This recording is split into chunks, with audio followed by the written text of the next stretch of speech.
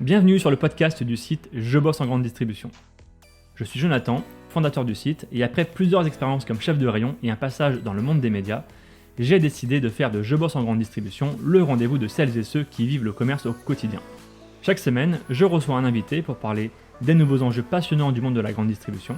On y parle des métiers, de transition numérique ou encore des sujets liés à la RSE. Si vous êtes un auditeur fidèle ou simplement de passage, et si cet épisode vous plaît, pensez à nous laisser une note ou un commentaire sur les plateformes d'écoute comme Apple Podcast ou Spotify, cela nous aide énormément. Place maintenant à l'épisode du jour, bonne écoute.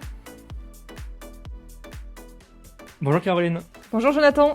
Ravi de te recevoir pour parler d'un sujet que moi j'aime beaucoup, c'est la digitalisation des relations producteurs et distributeurs. Je trouve qu'on n'en parle pas assez, ou pas assez précisément en tout cas. Et c'est un sujet qui est forcément d'actualité, car ça se rattache au local, à la RSE, à la sobriété. On dit souvent tous les chemins mènent à Rome, mais moi je dis souvent que les startups du retail ont un lien forcément avec la RSE, et tous les chemins mènent à la RSE en grande distribution en ce moment. Donc Caroline, tu es la fondatrice de Keops. Est-ce que tu peux peut-être rapidement nous en dire un peu plus sur toi et nous pitcher ce qu'est Keops? Oui, avec plaisir. Et tout d'abord, merci beaucoup de me recevoir. Alors, pour information, j'ai découvert ton podcast peu de temps après avoir créé Keops. Et du coup, Okay. C'était vraiment une mine d'or pour mieux comprendre la grande distribution. Donc, ravi d'être aujourd'hui derrière le micro. Alors, effectivement, j'ai cofondé Keops avec mon associé Thibaut il y a 1 an et demi maintenant. Sur la base d'un constat qui a été fait, une contradiction qu'aujourd'hui, il y a 87% des Français qui veulent consommer du local et qu'aujourd'hui, la grande distribution a du mal à répondre à cette demande.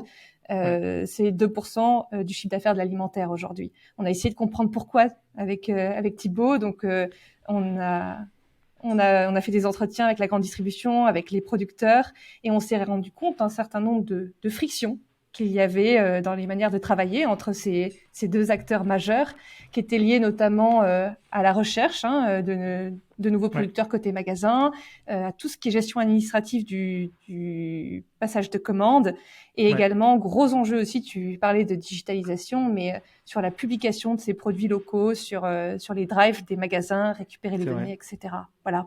Donc, avec Keops, on répond à ces problématiques, c'est-à-dire qu'on est tout d'abord une place de marché, une marketplace comme on dit, qui facilite cette mise en relation entre magasins et producteurs.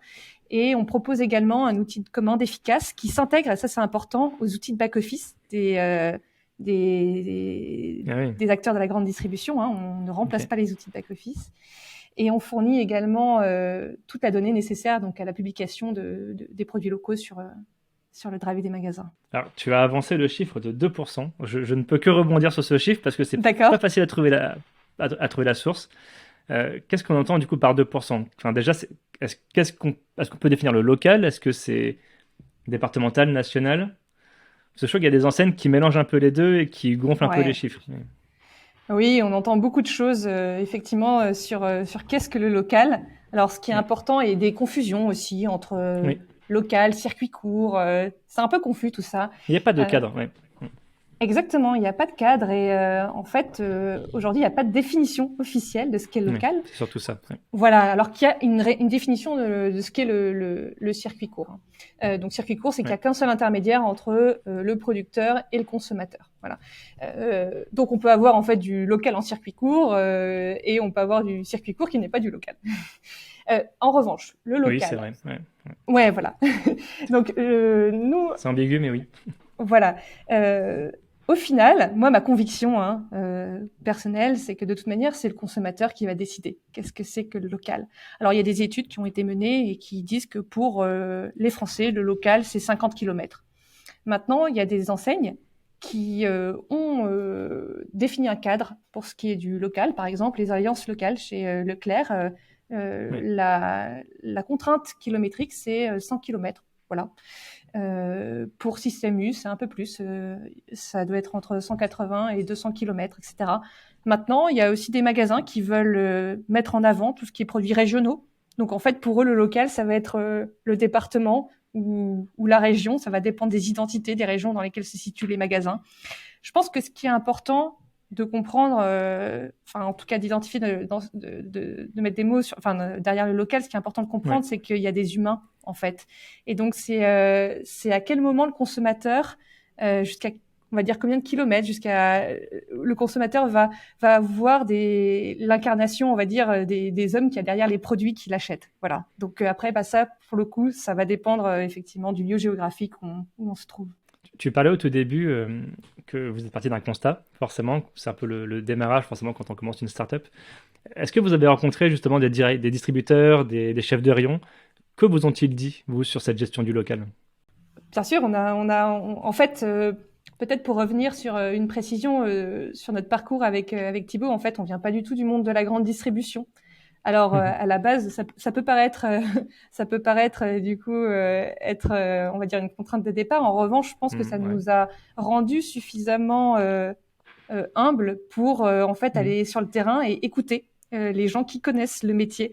Donc on est parti avec aucun a priori quand on a monté Keops et on allait chercher la source d'information sur le terrain. Alors on a eu la chance d'être accueillis par le directeur, complètement par hasard, par le directeur du magasin de Sisteron, de Système U de Sisteron, qui nous a dit qu'effectivement ces équipes rencontraient beaucoup de problématiques. À l'époque, avec Thibaut, on avait juste des slides quand on a fait le premier rendez-vous avec lui.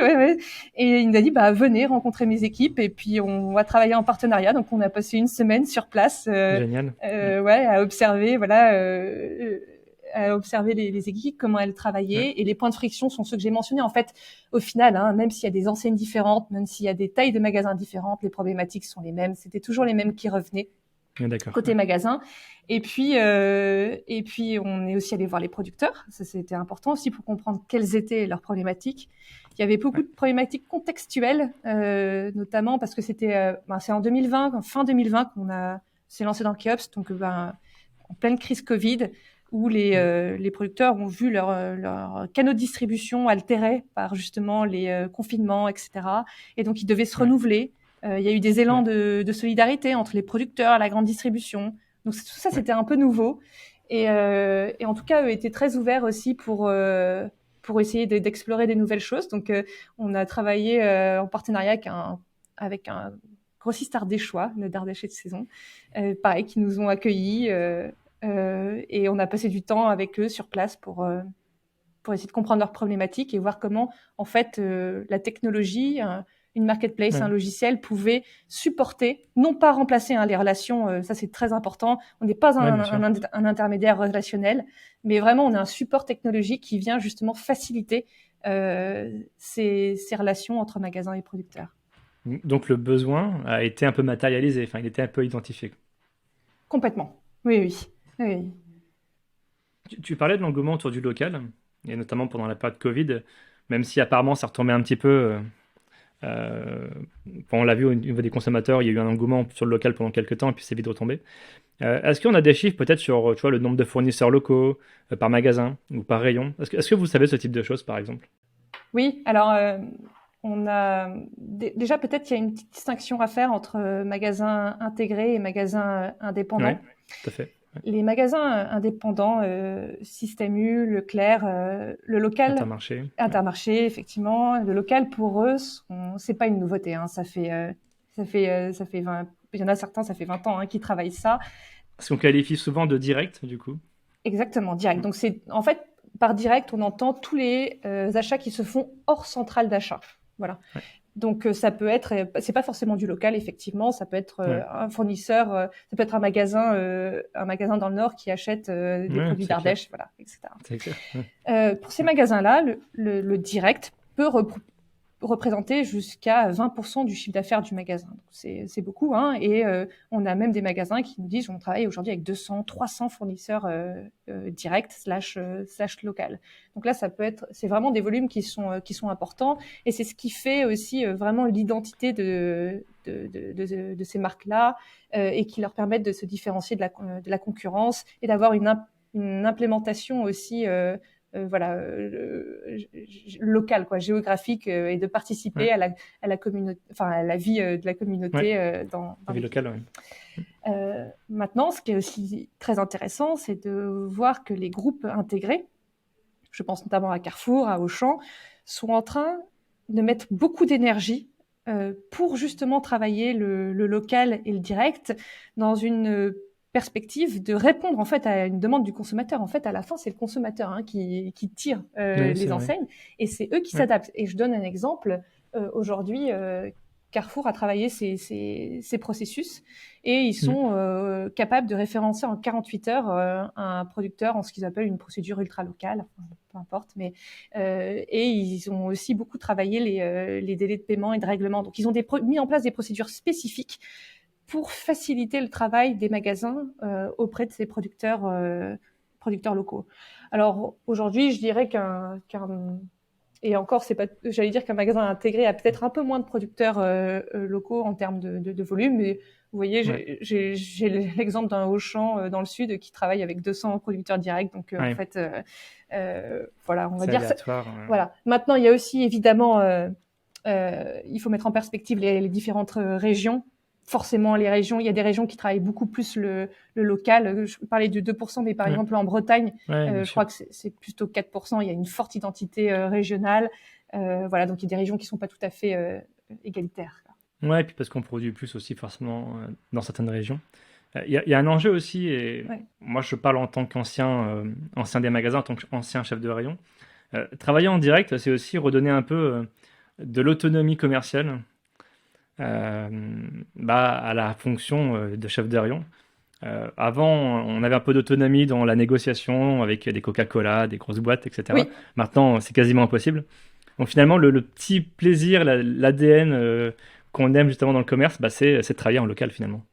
Alors oui, ça me rappelle ce que tu mentionnes, ça me rappelle une discussion que j'avais avec un directeur de magasin qui disait le job d'un chef de rayon, c'est de vendre, mais aussi d'acheter.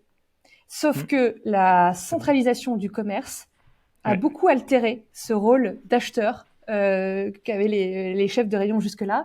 Et lui, il voit une opportunité justement dans le local et le direct de redonner de l'autonomie pour ces chefs de rayon, ces chefs de secteur dans cette composante acheteur. Et il met beaucoup d'énergie à ce que les chefs de rayon créent des liens justement. Et c'est vrai que ça donne, on va dire, un peu plus de relief, on va dire, au métier, j'imagine, parce que du coup, ils sont en contact directement avec les producteurs.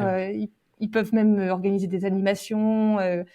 Donc, ça plaît beaucoup. Mais effectivement, on voit que le local, le direct, modifie, on va dire, la fiche de poste d'un chef de rayon. Ouais, parce que le sujet de fond, on sait que c'est un truc qu'on reprend souvent, nous, sur notre site, c'est l'autonomisation, la décentralisation.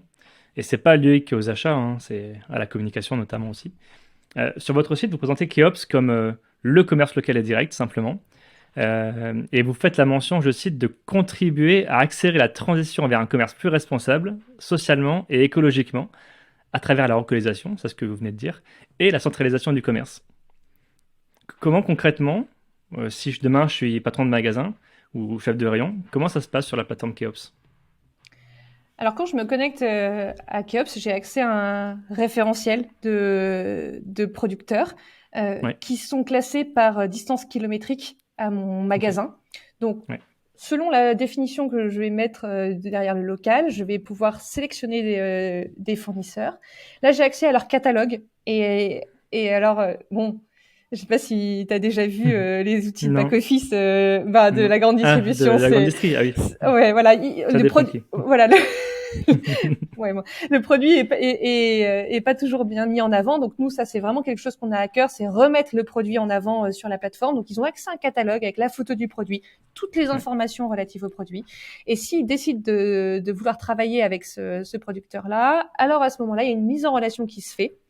Et à partir de là, ils peuvent passer des commandes en quelques clics sur la plateforme Keops. Et ils ont en fait, le producteur a également accès à la plateforme, donc ce qui fait que le producteur peut mettre à jour aussi son catalogue de produits en temps réel. Et ça, c'est aussi une grande valeur, ça a beaucoup de valeur ajoutée pour les magasins.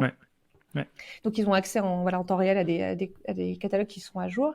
Et ils ont un suivi de où en est la commande. Donc, il y a une date de livraison qui peut être mentionnée. Il y a, est-ce que le fournisseur valide la commande ou est-ce qu'il la modifie, est-ce qu'il ajoute un produit ou autre, etc. Donc, ce qui permet un meilleur suivi de la commande qui est passée. Juste pour rappel, aujourd'hui, certains magasins qui ne sont pas bien équipés pour travailler le local et le direct laissent même leur fournisseurs passer les commandes parce que pour eux, c'est beaucoup trop fastidieux de le faire et ils se trouvent très souvent en rupture sur le local. Donc, qui dit rupture dit perte de chiffre d'affaires direct pour le magasin. Ouais, c'est intéressant, je ne savais pas ça. Avec qui vous travaillez justement en tant qu'enseigne ? Alors, aujourd'hui, on travaille avec des magasins Système U, des magasins Carrefour et des magasins Leclerc. Donc là, du coup, vous n'êtes plus en test, parce que vous êtes une jeune société. Oui. C'est plus en test, hein. C'est vraiment officiel, je veux dire. Ah oui, on a des commandes directement. Oui, c'est ça exactement. On a des commandes qui sont passées tous les jours sur la plateforme Keops entre des magasins et des producteurs. On a des belles histoires à raconter. Je pense à un producteur de glace en Île-de-France qui a travaillé pour la première fois avec la grande distribution, du coup à travers la plateforme Keops et qui a généré beaucoup de chiffre d'affaires, justement via Keops et tout. Donc on a des belles histoires qui se créent entre les magasins et les producteurs. Donc c'est complètement live, quoi, on va dire. Donc ça réconcilie la relation qu'on pense des fois un petit peu coriace, complexe. Et alors, je pense que mon point de vue, c'est que la grande distribution, cette réputation-là, elle est liée aussi aux réputations des centrales d'achat, en fait, des négociations qui ont lieu chaque année, effectivement, parce qu'il y a un rapport de force qui est inversé. Maintenant, le local, c'est pas le cas. Je suis pas en train de dire que le rapport de force s'équilibre complètement, mais à partir du moment où il y a deux êtres humains qui sont et qui font du commerce ensemble, il y a quand même souvent des terrains d'entente qui arrivent à se mettre en place, quoi. Ouais, ça se passe beaucoup plus sereinement qu'on pense en local qu'au national. Ah oui, complètement. Largement. Oui, largement, ouais. On a même des magasins qui nous disent, voilà, nous, on négocie pas avec nos producteurs locaux, ils posent un prix et on accepte en général. Ouais, tout à fait, exactement. Les relations sont très saines.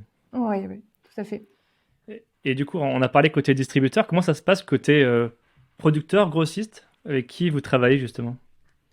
Alors aujourd'hui, nous, on travaille avec on n'a pas de catégorie de produits spécifiques. On travaille avec toutes les catégories de produits. Ça peut être de l'alimentaire, du non alimentaire, par exemple des savons. On travaille même avec une pépinière locale. Ah oui. Donc, okay. Donc on n'a pas de catégorie de produits spécifiques. On travaille avec tous ces produits-là et on va travailler avec des petits producteurs et des TPE, PME, on va dire. Voilà. Qui peuvent avoir jusqu'à 100, 200 employés. Ça me fait penser, tu parlais de marketplace, ça me fait penser à Encore Store. Oui. Je sais pas si tu connais. Bien sûr. Comment tu te situes par rapport à eux ? Alors c'est une grosse boîte forcément, plus grosse que vous, mais. Oui. Donc vous êtes un peu l'Encore Store du local, est-ce qu'on peut dire ça comme ça ? Alors, je suis très honorée de cette comparaison, mais non, je sais pas. Mais oui. Non, mais tout à fait. Non, mais je plaisante, mais tout à fait. En fait, disons qu'on peut dire qu'on est l'Encore Store de la grande distribution.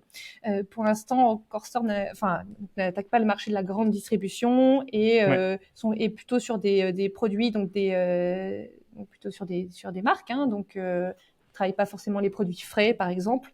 Maintenant, on a des producteurs qui sont, des fournisseurs qui sont à la fois sur Encore Store et à la fois sur Keops, mais le concept est effectivement un petit peu le même, arriver à adresser ce marché qui est très fragmenté. Maintenant, on n'a pas les mêmes acheteurs, quoi, en face, voilà, et pas tout à fait les mêmes catégories de producteurs. Alors du coup, Keops, jeune entreprise, quelles sont les perspectives à venir ? On parlait un peu en off de levée de fonds. Est-ce qu'on peut dire des choses ou est-ce que c'est encore secret ? Non, bien sûr, on peut en parler. Donc, en fait, nous, on a évidemment un coût initial de développement de logiciels qu'on ne couvre pas aujourd'hui encore avec le chiffre d'affaires qu'on génère, mais déjà on génère du chiffre d'affaires, donc c'est déjà une bonne nouvelle pour nous. Donc en fait, on a besoin de se financer effectivement par des fonds d'investissement extérieurs, ce qu'on a fait une première fois. Et donc effectivement, aujourd'hui, en fait, peut-être pour pour expliquer un petit peu la manière dont on se développe, en fait, on a forcément, comme toute marketplace, il y a cette problématique de poulet d'œufs. C'est-à-dire que pour intéresser des magasins, il nous faut des producteurs. Pour intéresser des producteurs, il nous faut des magasins. Donc, en fait, on a une stratégie de déploiement qui est très régionalisée. C'est-à-dire que on va travailler un référentiel de producteurs, aller chercher des magasins dans une région spécifique. Aujourd'hui, on est beaucoup développé donc dans le nord de la France, en Île-de-France et dans le sud, sud-est et sud-ouest. Maintenant, on est prêt, il faut déployer. Donc maintenant, le déploiement est assez linéaire. Quand au début, en fait, il y a un gros coût d'investissement sur le logiciel avant de pouvoir se déployer de manière effective. Aujourd'hui, c'est assez linéaire. Donc plus on va avoir de personnes, plus on va pouvoir se déployer vite. Voilà. Donc en fait, notre enjeu, ça va être d'arriver à convaincre des fonds d'investissement, du coup, d'investir dans Keops pour pouvoir se déployer rapidement. Et en fonction du montant levé, la vitesse de déplacement se fera plus ou moins vite. Voilà, c'est... Ouais, parce que finalement, en fait, la techno, vous l'avez, elle est en place. Exactement. Maintenant, il faut chercher des distributeurs, et des producteurs aussi. C'est ça le plus difficile. Alors, oui, je ne sais pas si c'est difficile, mais c'est chronophage. Voilà. Donc, il faut du temps humain pour le faire. Voilà. Donc, mais oui, faut les convaincre. Ouais, voilà, c'est ça. Et puis aller se déployer. Ouais. Merci beaucoup Caroline pour cet échange sur le local. Ça a permis de décloisonner aussi quelques idées reçues. Est-ce que tu voulais rajouter peut-être autre chose qu'on n'a pas dit durant ce podcast? Alors, déjà, merci à toi de m'avoir laissé la parole. Non, moi, j'ai peut-être juste ajouté, comme je te disais, je redécouvre le monde de la grande distribution depuis 1 an et demi et des producteurs locaux d'ailleurs, mais et j'ai appris beaucoup de choses à travers ton podcast et c'est vraiment un monde que j'aime beaucoup, de personnes qui sont très terre à terre, des gros bosseurs, très rationnels. Et effectivement, ça souffre d'une mauvaise image, mais honnêtement aujourd'hui, on s'éclate. En tout cas, les équipes Keops s'éclatent dans ce dans ce domaine-là, et c'est un vrai plaisir de travailler avec les magasins et les producteurs. Je suis assez positive sur le assez positive et optimiste sur le futur. Voilà pour une petite conclusion. Ouais, c'est cool. C'est ça que quand on connaît les magasins, quand on travaille avec eux en direct, on se rend compte qu'il y a une grande proximité qui peut naître. Ouais. Et une vraie relation qu'il n'y a peut-être pas dans d'autres secteurs d'activité d'ailleurs. Ouais, exactement. Et la grande distribution a besoin de gens qui connaissent le secteur, oui, mais de gens qui ont aussi un regard neuf pour l'aider à grandir. Et je pense que Keops fait partie des outils intéressants. Ouais, et ce qui est génial, c'est aussi qu'ils sont très pragmatiques. Donc c'est soit tu leur fais gagner du temps et de l'argent, soit tu leur fais pas et tu les intéresses, soit tu leur en fais pas gagner et ils t'intéressent pas. Donc ça permet aussi de grandir vite, parce que si t'es pas dans la bonne direction, tu vas le savoir tout de suite. Donc voilà. C'est bien résumé. Voilà, faut apporter de la valeur et c'est ça l'argument pour aller les convaincre. Voilà, exactement. Merci beaucoup Caroline, je suis vraiment content de t'avoir eu. Merci beaucoup Jonathan. Merci à tous d'avoir écouté ce podcast jusqu'ici. Pour retrouver des informations sur notre invité et accéder à différentes ressources, cliquez sur la description pour en savoir plus. Ce podcast est produit par le média indépendant Je bosse en grande distribution. Chaque semaine, nous proposons un regard différent sur la vie des magasins, des enquêtes, des décryptages, des témoignages. Retrouvez-nous sur notre site et rejoignez la première communauté des professionnels de la grande distribution. Sur Facebook, LinkedIn, Instagram, TikTok, vous êtes plus de 450 000 à nous suivre. Vraiment un grand merci pour votre fidélité. Et pour celles et ceux qui veulent aller plus loin, nous proposons toute une série de ressources et d'accompagnements à destination des commerces. Pour en savoir plus, cliquez dans le menu Agence ou ressources sur l'accueil de notre site. À bientôt!